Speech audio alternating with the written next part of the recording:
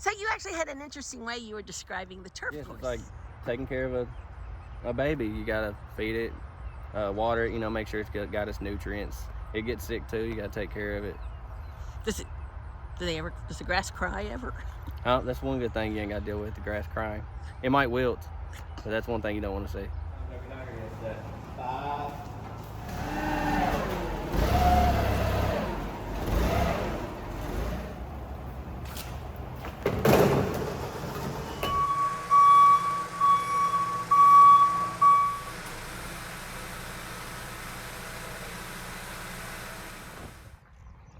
Today we are putting up lane 2 of the racing rail. We already got up lane 1, and altogether it probably takes about a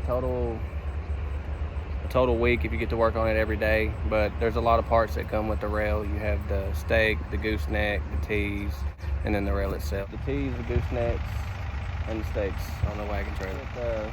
We're gonna put the flags out 25 feet off of lane 1, and so really the top of our railing are going to go by the flags, and that gives us our guideline. What it takes to have a turf course ready for just the 7 days? That's definitely a lot of man hours. Because when you're putting the track to bed, you're rolling, you're seeding, you put it to bed for the spring, then you start all over. You're aerating, you're seeding, you're fertilizing, you're mowing constantly, and that starts in March when the grass starts growing again. And besides all that, mowing, bush hogging, everything else, constantly making sure you got no diseases, overwatering. Talk about mowing, not just the course, which is 19 acres, but the infield, which is 55 acres, and the whole property, which is 360 acres. Yes. So you have about 3 days of mowing altogether, and that's not including the track. The track is a day itself. The infield is 2 tractors, 1 whole day. 1 tractor, it's 2 days. To water the track? Running 30 minutes a spot. On the inside, that's about a 12-hour job to make it all the way around, and on the outside, it's about a 10-hour job. It's like almost 2 months till the meet starts. Yes.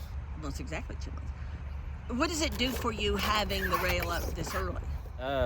It frees us up on a lot of other things. It might be a little extra weed eating for the guys, but we still have a lot of knick-knack stuff that we have to get ready for the racing.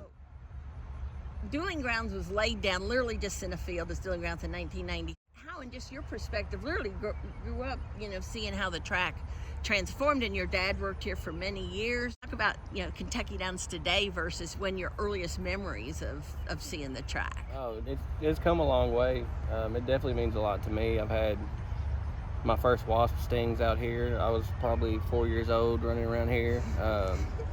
And me and my sister would play around the shop area, and I spent a lot of times riding on the gators and the mules, just seeing how things were done. And then when I was old enough to come out for a summer and work, I took that opportunity. It's a lot of hard work, but it's also rewarding. And now you're the track superintendent. You demand. Yes, I'm 15 years later. I got some good guys. They're hard workers. Kevin, he's the assistant track superintendent.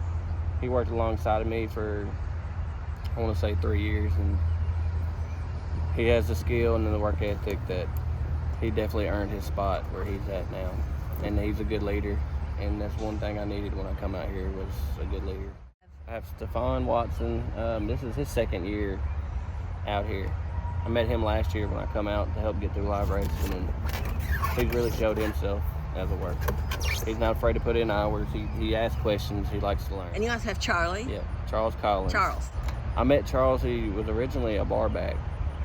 I took notice of him when he was working in the building. He ended up leaving and was looking for another job, and we brought him back out here because we knew what kind of work he would do. You still have a lot of other stuff you have to do with this 19 acres of grass you've got here. What all will you be doing to the course?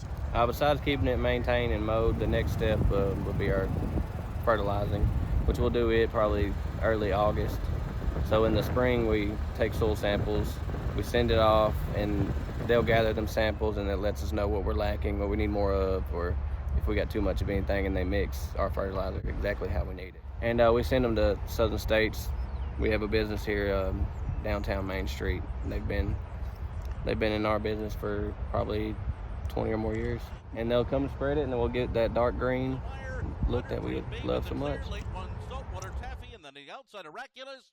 It is Buttercream Babe in the opener. Under Florent Giroux, oraculus was second, then Saltwater Taffy and Bunchen.